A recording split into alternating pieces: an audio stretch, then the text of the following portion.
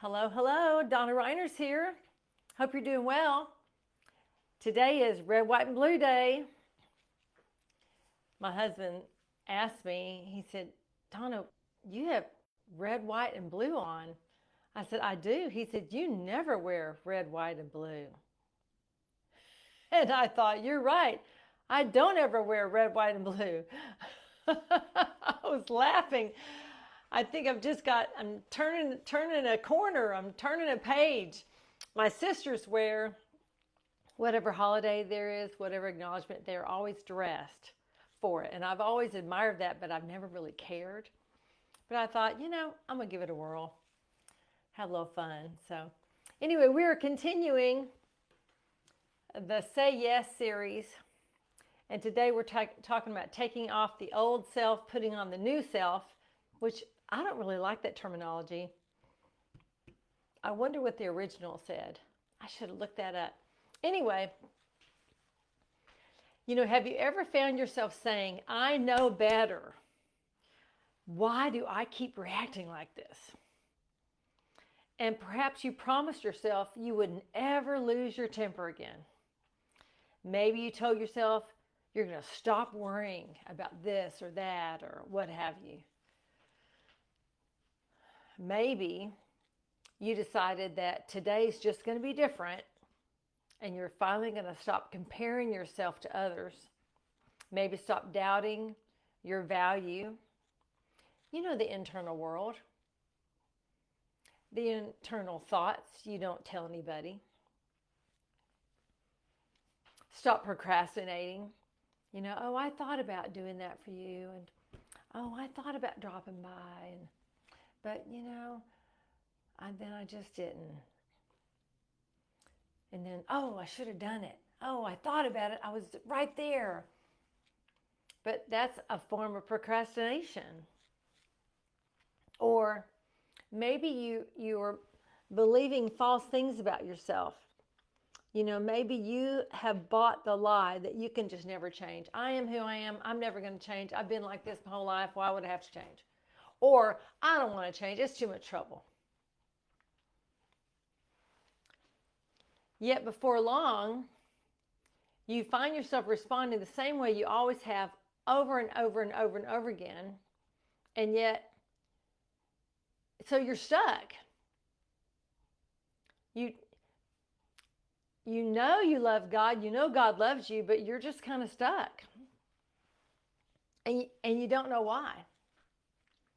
And I'll tell you what, as many people as I've talked to sometimes, many people assume that they're just weak. Well, I'm just weak. I can't help it. Some people think, well, they just don't have enough faith, so they can't change. Some people think, this is big to me. Some people think, well, I've always had this struggle. I'm always going to have this struggle. And I'll always be like this.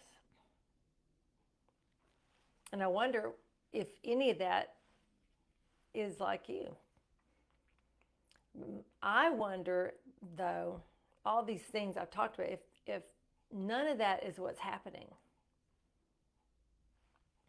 What if our reactions, our responses, that we can't seem to shake or can't seem to shift, that we make all these excuses for and these justifications, all those things, what if they're just well practiced? There's a road we've been taking for so long that we don't even, we're so deep, it's like you're so deep in the ditch of the road, of that pathway. It's like a ditch, and you're so deep in it, you can't even see the sides.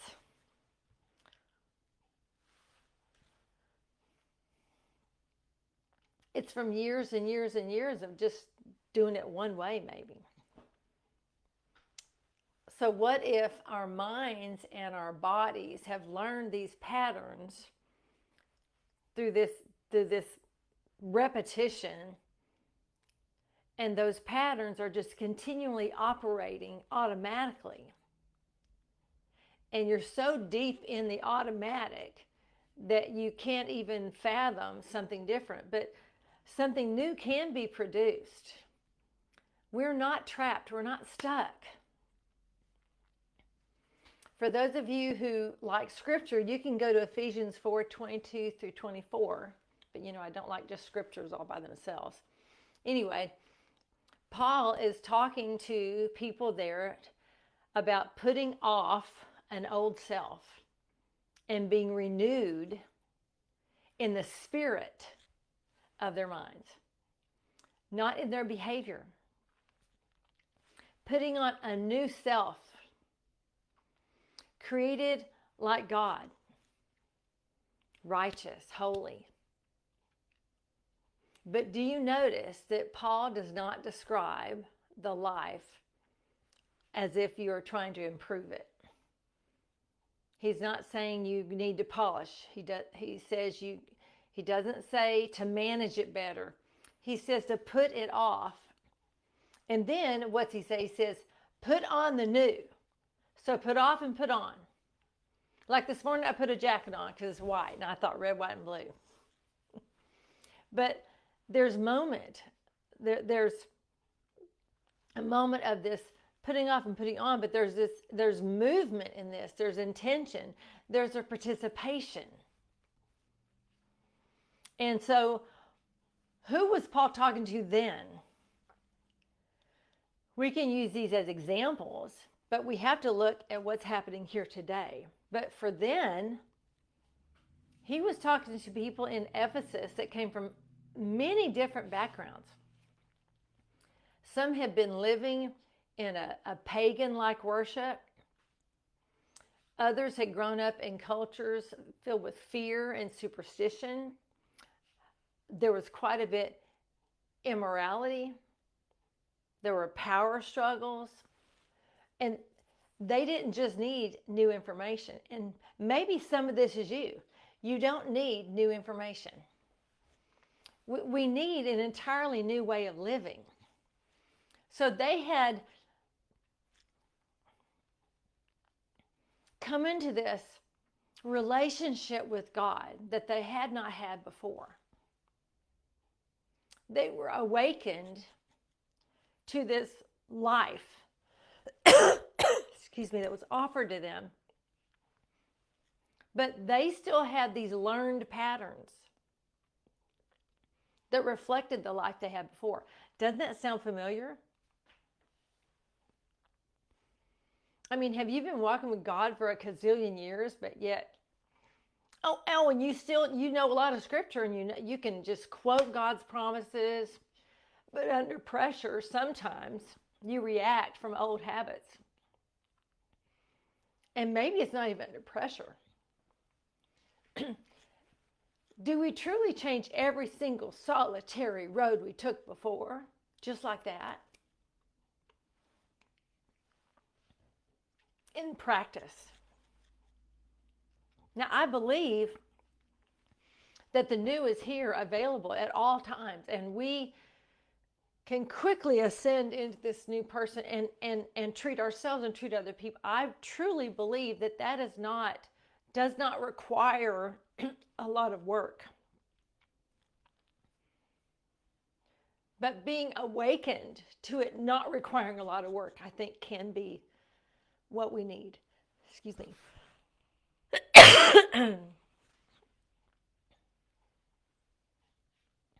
All I know is information does not change us.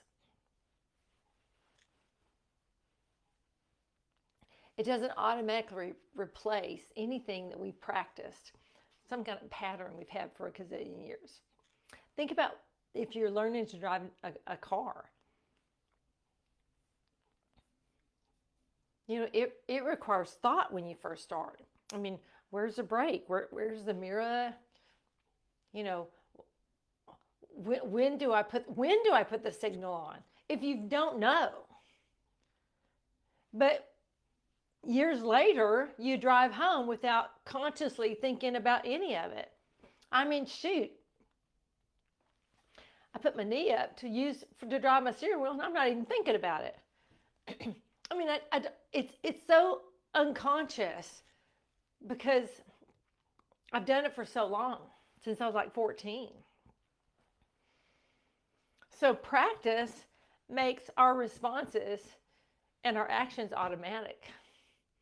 And the same thing happens emotionally. If you've practiced worry for 20 years, worry is your familiar friend. It's like a coat. If you've practiced expecting people to reject you for a long time, your mind prepares for rejection before anything has happened. And if it even looks like somebody rejects you, you automatically think they reject you when you're probably the last thing on their mind. Maybe you've practiced not believing that you are good enough, or just you're not enough. You can get into a marriage relationship with someone and feel like you are so not good enough that you can try to talk them out of even loving you.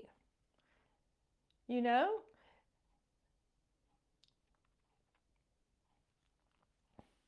You interpret situations through that pattern of belief and you don't even realize it.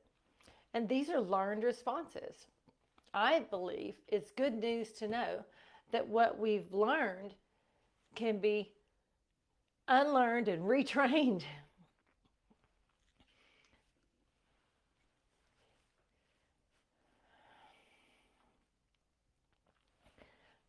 The Apostle Paul gave them something new to practice.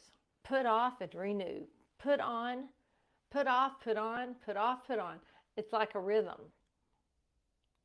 So you see the old reaction, you recognize it, but then your mind is renewed with the truth of who lives inside of you. And you start living by spirit instead of your soul. But a new response has to be practiced. You know, over time, what once felt awkward begins to feel more natural. I mean, if you're used to losing your temper and really losing your cool, and you did it, or you grew up with an angry parent, or I read a story this morning, a very heartbreaking story about a little girl that was abused by her grandfather. I mean, it was just, I mean, she said something, she's like 4 years old, okay? And this man is just angry. He didn't like what she said. Picked her up and threw her in a trash can, put the lid on it, laughed at her and said, well, you know, that's where the trash goes. I mean, how hurtful and how ugly and how mean. But guess what? That little girl's mom had grown up with that dad. And that's the rejection the little girl grew up under. I mean, thinking she's going to be hurt any day, any thought, you know. She didn't want her daughter growing up like that.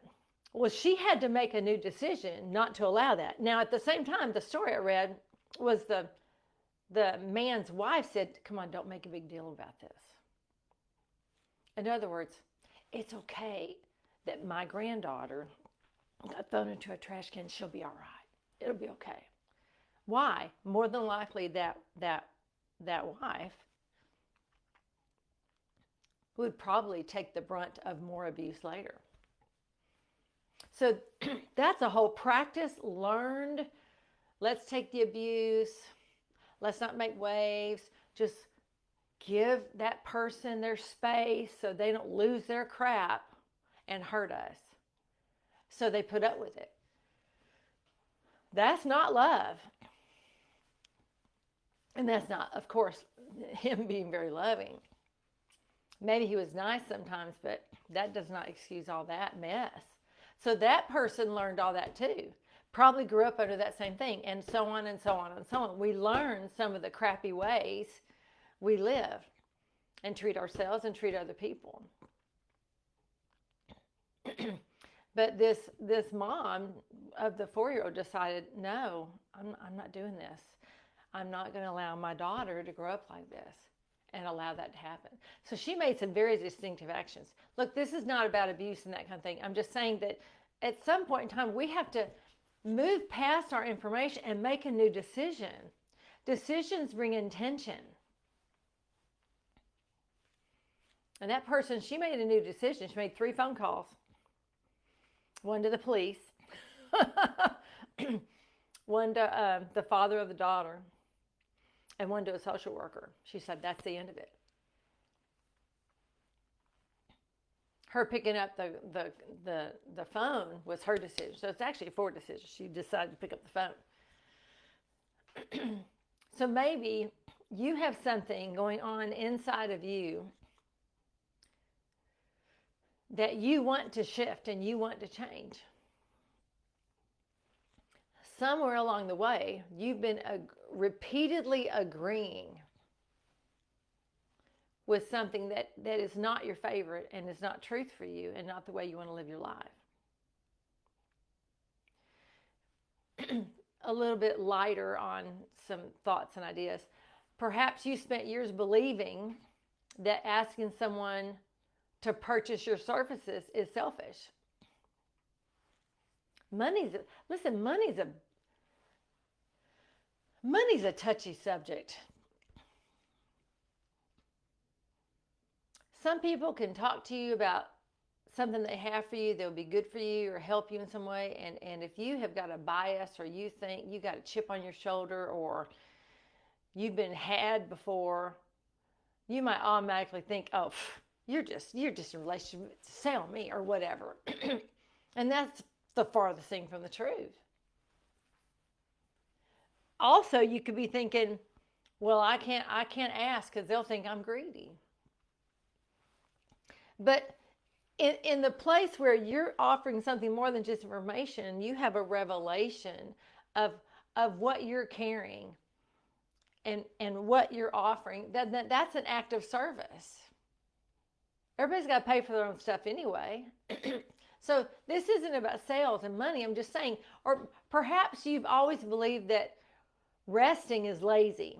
Like laying down on the couch and taking a nap, or going outside for 20 minutes and being in the sun, or taking a walk. I can't be lazy. I got things I got to do. Even when you're exhausted. So even when you're exhausted, you continue striving because you're thinking, I'm exhausted, but I can't sit down because that's just being lazy. When that's not what's happening. Jesus was continually inviting people into rest. Come out of the harshness of that performance. Come out of the harshness of trying to keep up with the Joneses. Come out of that yoke of slavery and come to me where I offer you a renewed mind. Come out of trying to prove yourself to yourself or anybody else. But when you realize who lives inside of you, you can begin to see that your identity is already secure in the voice inside, the Christ inside. Maybe conflict has always frightened you, or difficult conversations feel dangerous, so you avoid them. I remember a couple of very difficult conversations I had some years back. Took me months to prepare for it because it was an awkward kind of deep kind of thing. And ultimately that friend walked away from me after me sharing with tears down my eyes and love in my heart and compassion.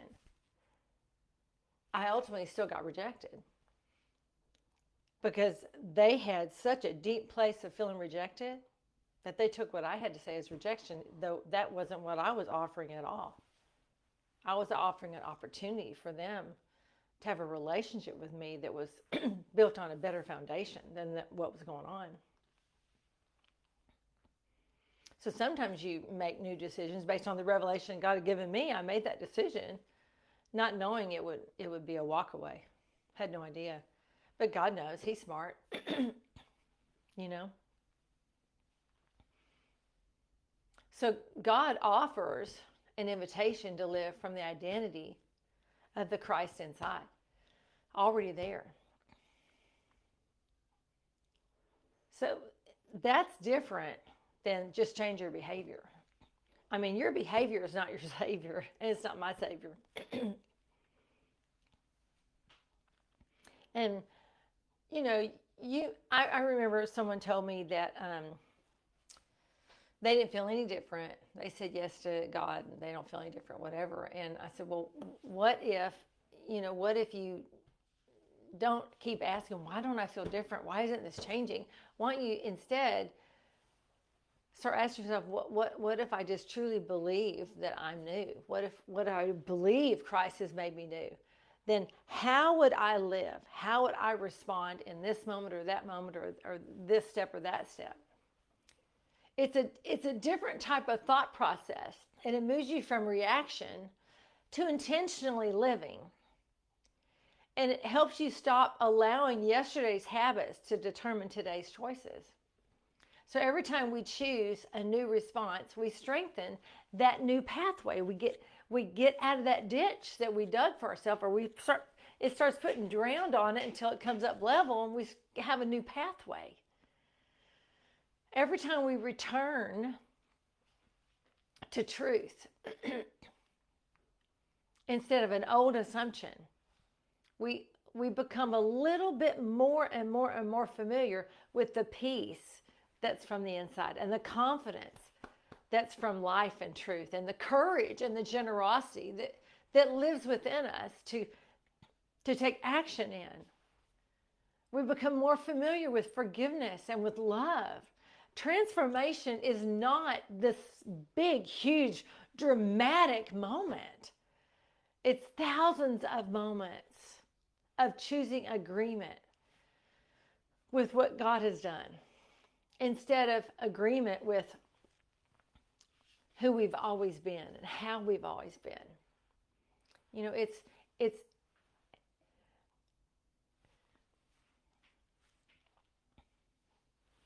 really receiving and acknowledging and breathing in and breathing out and letting yourself be.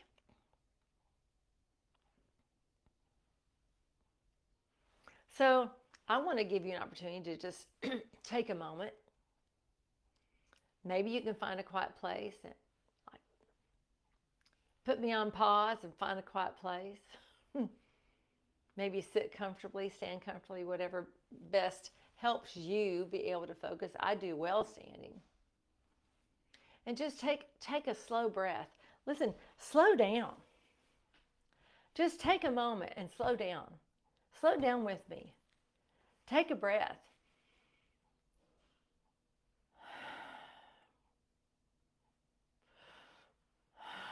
And take another one. And allow your shoulders to actually relax. And I just want to say you're safe in this moment. And I want you to ask yourself, what is an old pattern that I return to most often? And just let it just come up. If 1,000 come up, just pay attention to the first one. It could be worry. It could be you're a people pleaser and you don't realize it and you need to be, hey, if you're a people pleaser. Maybe you're a perfectionist or you carry this fear of failure all the time. Or you believe you just aren't enough. Not just good enough, but aren't enough. I just want you to notice it. Notice how you feel.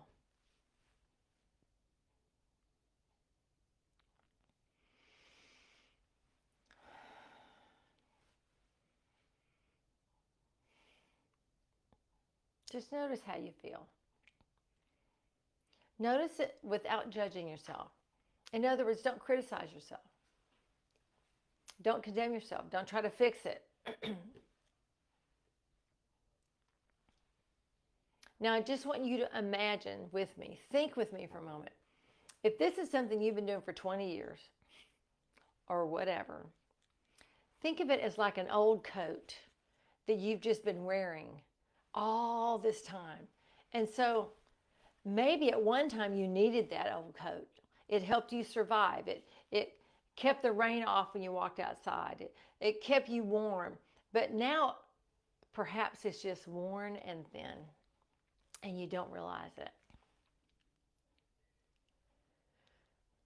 Or maybe it just no longer fits the person that Christ inside of you is forming. Let me say that again. Maybe it no longer fits who you're becoming. And that's why you're struggling between these polar opposite ways of treating yourself. There's no shame. There's no condemnation. Just, I want you to picture yourself. I wasn't planning to take off my jacket, y'all. But picture yourself just taking it off. Just take it off. Remove it. Just remove it. And let it go. And embrace a gratitude. And decide you no longer need to wear it.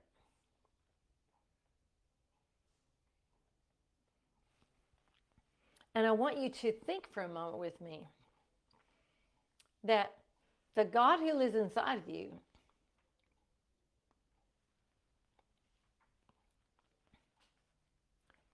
has maybe another type of garment you can put on. Another type of coat. Maybe it's lighter. I should have brought me a coat in here. You know, I kind of do things on the fly when I got things I'm saying, but I don't. Oh, here, this will do. Yay for me. Yay for creativity. All right, listen. Takes me out of my red, white, and blue. But I want you to picture with me this habit, this idea, this thing that you know is not you. It's not the real you. It's not the true you. It's not the you want to be. And I want you to picture yourself, really just picture it as a coat, and I want you to take it off. And if you don't have a coat to take off, don't take that coat off. But in your mind, take it off. And then I want you to picture you've got a God who lives inside of you that loves you completely unconditionally, that's not leaving you no matter what coat you wear, okay? He's not going anywhere. There's no separation. I don't care what the religious people tell you. They're full of crap. And I want you to picture God giving you something different to put on. And he just puts it on you. He's like, whoa. Matter of fact, it can come from the inside and just envelop you. However you want it to come on you. And I want you to notice its weight, its texture. I want you to look at it. You know, wow, I like this.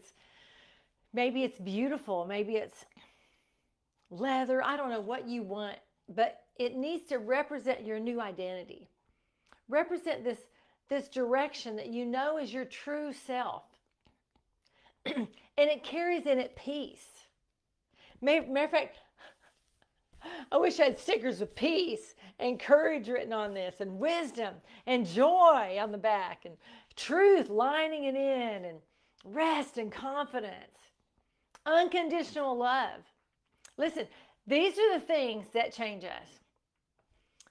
Provision and wholesomeness and wholeness. Let me tell you what does not change you. It does not change you when somebody points their finger at you and tells you what a creep you are and how you need to just shake out of it. You need to fix yourself and all these things. That's not going to change you. That's not going to help you. That's going to condemn you. Now, some of you, it might snap you into something, but on the inside, there's no change. You get to make the decision that you are worthy of being loved.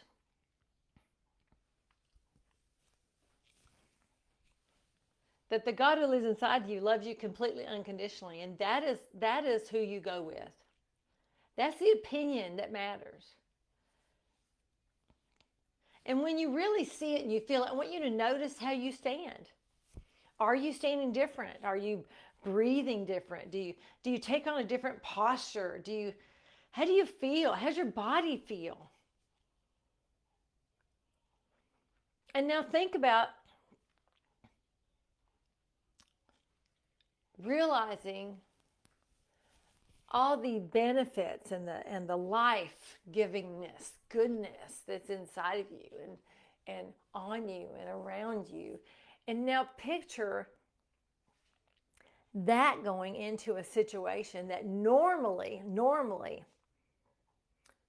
triggers some of those responses we talked about early on. Maybe it is a difficult conversation, or you're discussing money and it's uncomfortable, or trying something new. I mean, today I'm wearing red, white, and blue. Listen, you may think that's ridiculous, but I'm telling you what, for me, it's a new thing to put on any kind of theme. I mean, I'm the kind of person, if I know everybody's wearing white, I'm going to wear black. If everybody's wearing black, I'm going to wear all white. You know, maybe it's rebellious, I don't know. But I don't necessarily like to blend in. I'm just not the blended in type. People want you to blend in, especially if people don't like conflict. Anyway, back to maybe, just maybe, if you could see yourself and feel the emotions and the strength that comes with knowing you're completely, fully loved unconditionally in who you are. And that is how God has clothed us in an identity, not of behavior change, but of goodness and kindness and love and mercy and graciousness and courage and bold confidence and just identity in the one who lives inside of us. I want you to picture yourself really experiencing that strength and responding to these situations with that strength, with that emotion, with that intention. And I want you to notice, I mean, seriously notice, did your breathing change?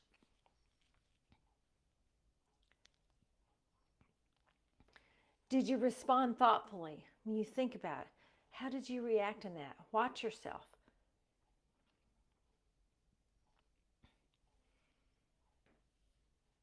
Notice this peace that comes from living in agreement with who Christ says you are, rather than who the past taught you to be.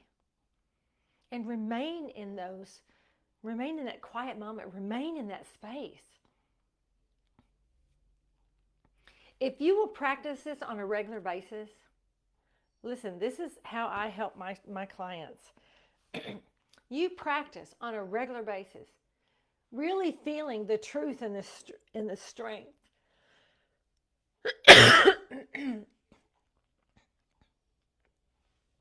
You practice it inside.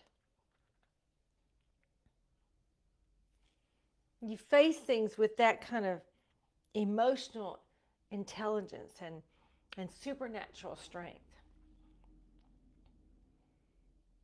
You will find yourself living a new way, responding differently, because the new, the goodness, the kindness, the compassion, the unconditional love, the Christ inside, and how that God would react and respond becomes more familiar than how you used to be. And I'm telling you, practice makes permanence. So if you're writing things down, just write down a few questions or come back later or whatever. But ask yourself, what old pattern do you return to most often? And when did you first learn it? It could be that pattern was there to protect you. I mean, if you got beat up when you were a kid, and you have a pattern of being on the defensive, it could be because you're just trying to protect yourself from feeling like you're going to get killed. I'm telling you, this is the truth of things, how they work. And then ask yourself, do you still need that mechanism in place for who you are today? And what is a new response you could have in that place of that from the one who lives inside of you? that God's inviting you to start practicing so you can start a consistency in living with peace and courage and strength and life and love and love, joy, peace, patience, kindness, goodness, gentleness, faithfulness, self-control.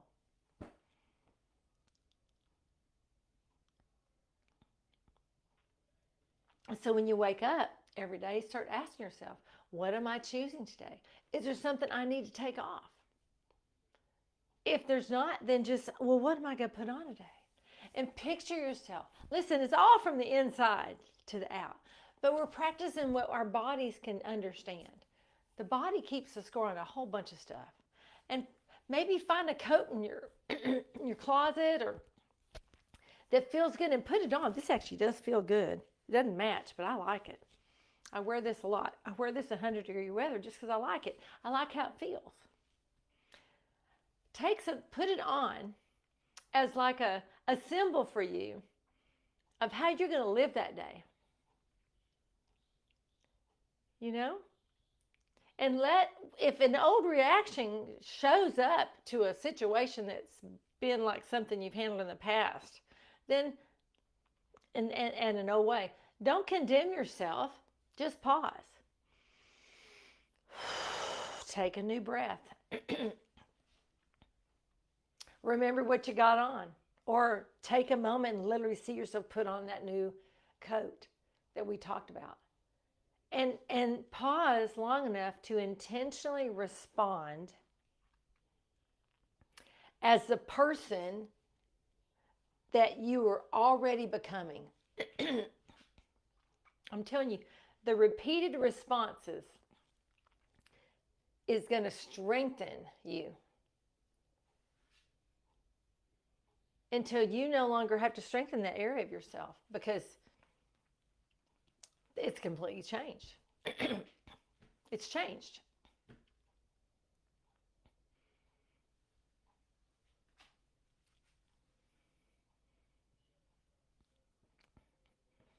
Anyway, bless you guys.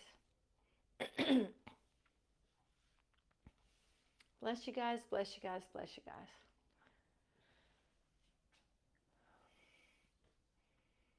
I'm reading in the comments. Let's see. This is what Joe Dispenza says. I don't listen to a lot of Joe Dispenza, and I don't read his books. I know I probably should. Kim says she's listening to his book right now, Breaking the Habit of Being Yourself, Life-Changing at Science. I have that book. I just have not read it. Jennifer says it's familiar like a freeze-fawn response. She says, it reminds me of something I read. Boundaries are not to keep people out, but actually to invite them into relationship with you. It's showing them what that can look like. Yeah, I offered a new relationship to the person I was talking about earlier. They chose no to that. No to a new relationship and just dropped off the planet. So sometimes that's also what happens when you draw some kind of boundary. I'll tell you, boundaries, I know that there's that book, it's just called Boundaries. And I know I've counseled people for a minute, telling them you cannot just read a book and do what a book says. Because that's not hearing from the voice inside. You need to be listening to what God is telling you. How is God telling you to live? How is God saying to respond? There are sometimes He's going to want us to open our mouth. There's sometimes He says, shut your mouth. There's sometimes that is not the safest way. We're not supposed to be making decisions based on what keeps us safe. See, that is still the fight or flight stuff. We're supposed to be listening to the voice inside that's leading and guiding us into wisdom and strength and life-giving goodness. Hearing the response that needs to be.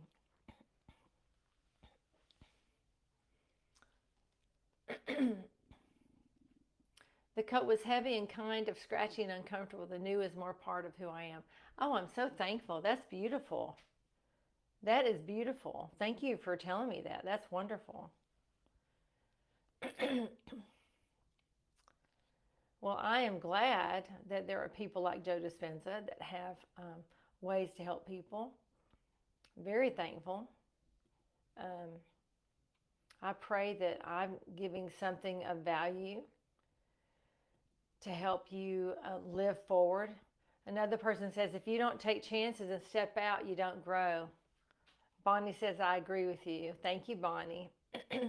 I guarantee not everybody agrees with me these days, that's for sure. There's some stomping on some people going on, and I'm like, come on, quit stomping. Quit reacting. Love is a better response. It is. Anyway, I bless you. I love you. The Lord bless you and keep you and strengthen you. And if you have any questions about what we do to help folks move forward, you're welcome to private message me. Anyway, blessings, blessings, blessings. Until soon. And remember who you are. Remember whose you are. This is your new day. It is. Every day is your new day. Until soon. Bye.